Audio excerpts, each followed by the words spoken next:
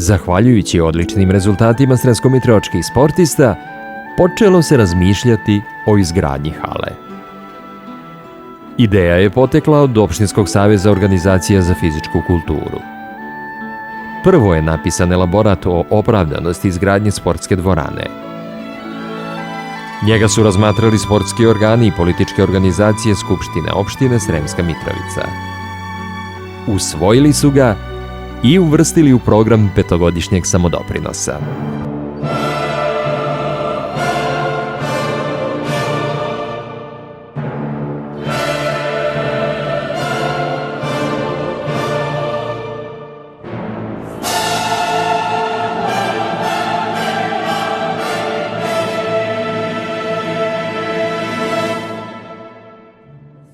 U jednom trenutku, realizacija izgradnje postaje neizvesna, jer je do kraja roka ostala još godina. Bio je samo pokriven i urađeni betonski radovi, što znači da je trebalo sve preostale poslove dovršiti u roku od toga kraja 1986. do 1.11.1987. godine. Ja nisam vidio druge mogućnosti nego da se primeni metodologija mrežnog planiranja, paralelno izvođenje svih preostalih poslova. Tom prilikom sam tražio da svi prisutni nemaju radno vreme i da plaćanje poslova se može izvršavati samo u slučaju da je nadzor primio poslove i investitor.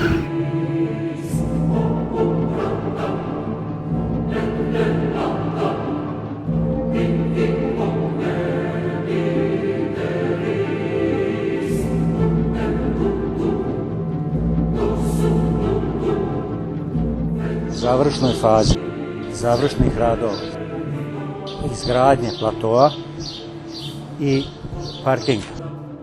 Pošto su ti poslovi zahtevali ogroman broj ljudi, približno oko 200, mi smo se odredili varijantu da aktiviramo omladince iz srednjih škola, 3. i 4. godinu,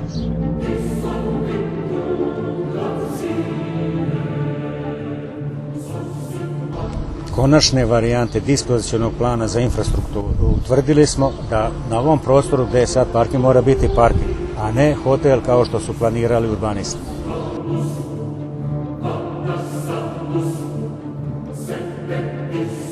Meni su utvrdili da je sve završeno po dokumentaciji, nadzor primio. Ja sam odlučio da se to isproba. Prilikom te probe, odmah u startu ventilatora došlo je do paljenja kompletne instalacije. To smo prekinuli. Ja sam onda sa saradnicima se dogovorio da ćemo angažovati Elektrotehnički fakultet iz Novog Sada. Istovremeno sam procenio da angažujem iz Matroza zajedno sa mojim ljudima, saradnicima, iskusne električare, ali su bili faktički moj super nadzor za sve te radove. Velika je stvar kad se investicija rade, da se mora paralelno osposobiti osoblje pre samog početka koje će upravljati sa tim postrojenjima.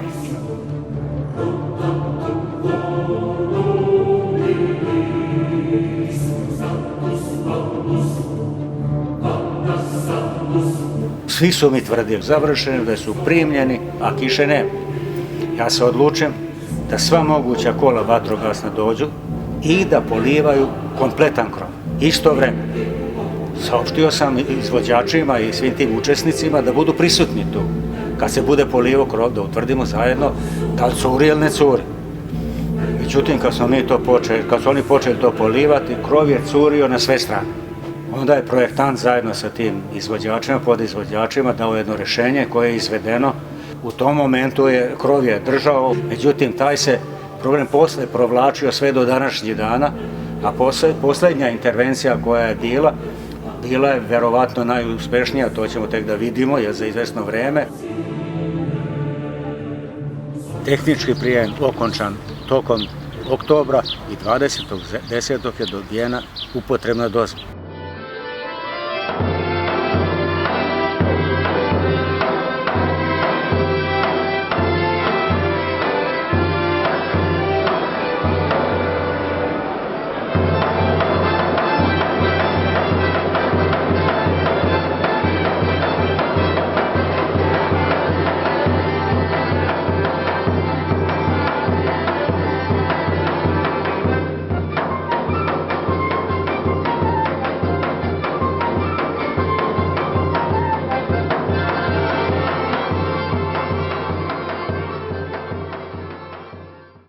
Zahvaljujemo se svim radnim ljudima i građanima našeg grada koji su putem samodoprinosa izdvojili značajna sredstva, kao i projektantu, nadzornim organima, svim izvođačima radova i njihovim kooperantima, raznim organizacijama drugima koji su omogućili i doprinijeli izgradnju sportskog centra Pinki koji danas svečano otvaramo. Hvala.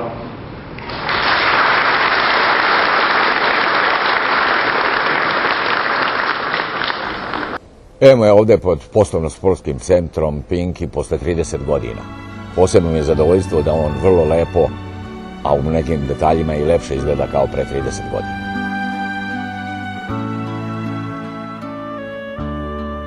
Naravno, sećanja su mi sveža na to leto 87. godine kada smo ja i nekolicina počeli već u aprilu ovdje da radimo, imenovani od strane opštine Sremska Mitrovica sa zadatkom da sportski centar u Sremskoj Mitrovici, koji je pri završetku gradnje, ima jednu koncepciju koju ću ja smisliti, a da ona ima gubitak 5 miliona mjesto 10 miliona, s obzirom da su sportske hale u to doba u Jugoslaviji imale velike gubitke i bile su finansirane od strane lokalne zajednice. Ja sam prihvatio taj zadatak sa željom da potpuno jednu drugu koncepciju ovdje ostvarim i zato smo ga nazvali poslovno-sportski centar. Hala je bila u izgradnji i privodili se kraju svih poslova, ali smo mi već počeli odmah tokom leta da razvijamo neke aktivnosti. Na zadnjem terenu smo imali veliki turnir u malom fudbalu, a počeli smo i da razmišljamo o ugostiteljstvu koje je proslavilo, da kažem tako, sportski centar, s obzirom na to da su narednih godina bili veliki događaj ovdje i da je čitav ovaj plato i sve ovo što ovdje vidimo ispred bilo popunjeno sa sedištima, sa događajima, sa nebrojenim koncertima u to vreme. Moram reći da su to bile godine posle Tita, da su to bile godine koje su bile u odnosu na danas mnogo profitabilnije, sa mnogo većim prihodima. Mitrovica je bila jedan grad sa 25.000 radnika koji su primali redovno plate i da je kupovna moć bila daleko veća nego što je danas.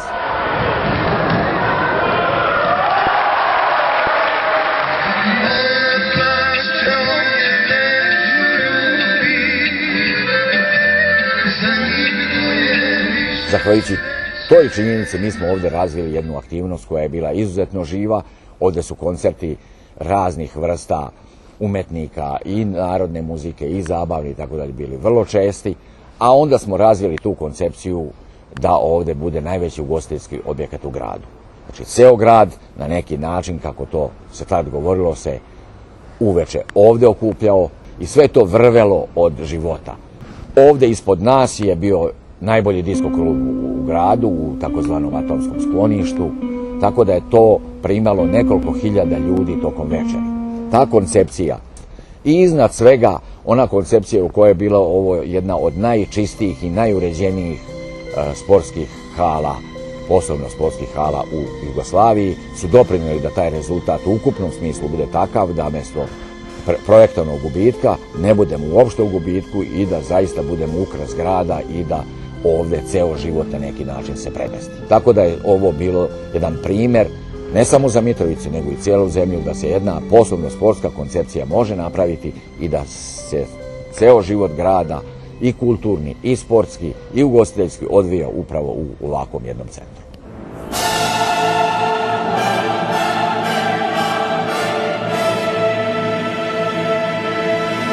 2012. godine prosto se desilo nešto divno, nešto sjajno za sportski centar. Lokalna samouprava, predvođena tadašnjim gradonačelnikom Branislavom Nedimovićem, je konačno rešila posle mnogih, da kažem, lokalnih samouprava ovaj put da konačno uloži u sportski centar. Naš sportski centar sada apsolutno drugačije izgleda. Razlika je više nego očigledna. Samo adaptiranje krova, odatle sve krenulo, je bila žila kucavica, da kažem. To je bio najveći problem sportskog centra. Usled obilnih padavina stalno je kisnulo. Tribine su presvučene novim stolicama. Parket je urađen, prilagođen velikim sportskim manifestacijama. Nabavljeni su novi koševi, pokretne teleskopske tribine su takođe renovirane. Mogu da kažem samo da se pohvalim da smo mi prvi sportski centar koji je ugradio LED rasvetu. U sklopu renoviranja hale urađene su i renovirane slačionice po najvišim standardima. Ono što treba također napomenuti da su dva ekonomska ulaza u veliku salu popravljena u smislu zamjene stolarije. Dakle, svaki posjetilac koji dođe da pogleda neku sportsku ili kulturnu manifestaciju mora da vidi ovo što se nalazi iza mene, a to je prekrasan foaje. Razlika je više nego očigledno u odnosu na stanje kako je bilo. U sklopu foajeja je ugrađeni sportski pod gdje se mogu održavati sportovi tipa stolni tenis, rvanje, kao i kulturne manifestacije. Postavljene su najnovije, najmodernije pločice. U sklopu foajeja se također nalazi i kafić. Naravno da je foaje iskorišten, organizujemo sajmove zapošljavanja i ostale prezentacije iz foajeja. Posjetiteljima je dostupan i centralni WC koji je, mogu reći, značajno renoviran.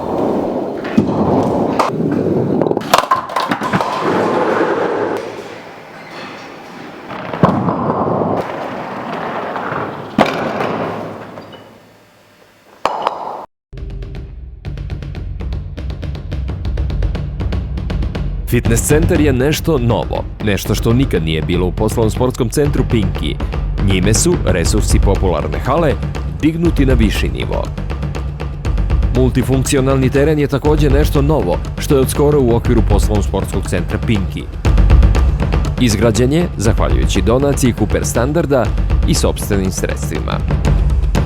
Teren je osvjetljen, apsolutno, znači može se koristiti u večernjim časovima. Koriste ga sve uzrasne dobi našeg stanovništva. Na terenu se nalazi nova gumena podloga, nešto nesvakidašnje, nešto zaista novo kod nas. Oivičena je veštačkom travom, a kao što možete da vidite, teren je ograđen ogradom i zadovoljava zaista sve potrebe za rekreativno bavljenje svih vrsta sporta. U sklopu poslovnog sportskog centra je napravljena teretana na otvorenom, takozvani workout teren. Po ugledu na druge gradove dobili smo takvu teretanu koja je dostupna svim građanima.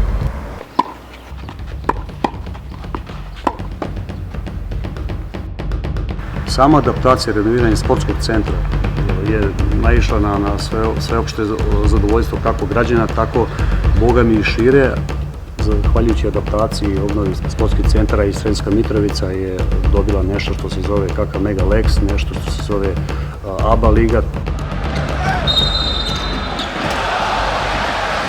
Takav sportski događaj Mitrovica nikada nije imala. Mi smo imali prilike da prisustvujemo utakmicama Mega Lexa protiv Zvezde, gdje su bile dupke pune sale, protiv Partizana budućnosti, gdje su bile zaista veliki sportski događaji i stremimo ka tome da uslovi budu što veći.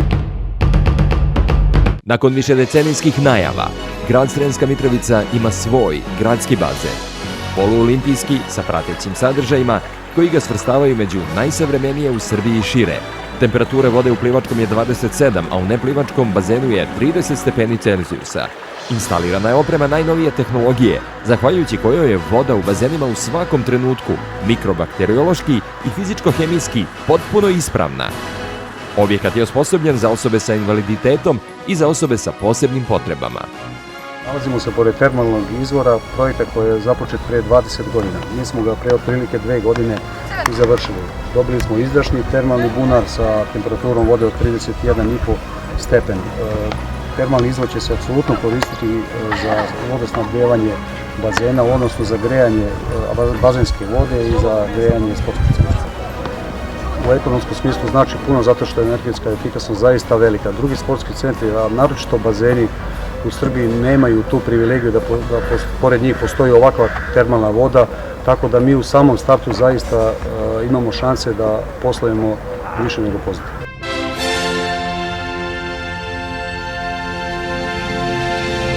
Meni je posebno drago i raduje što je ova sportska hala funkcionisala besprekidno u prethodnom periodu, a da se danas nalazi još u boljem stanju nego što je bila ranije. Sa svojim postojećim resursima mogu slobodno reći da Sremska Mitrovica, odnosno sportski centar Pinki Sremske Mitrovice, visoko kotira među sportskim centrima u Srbiji.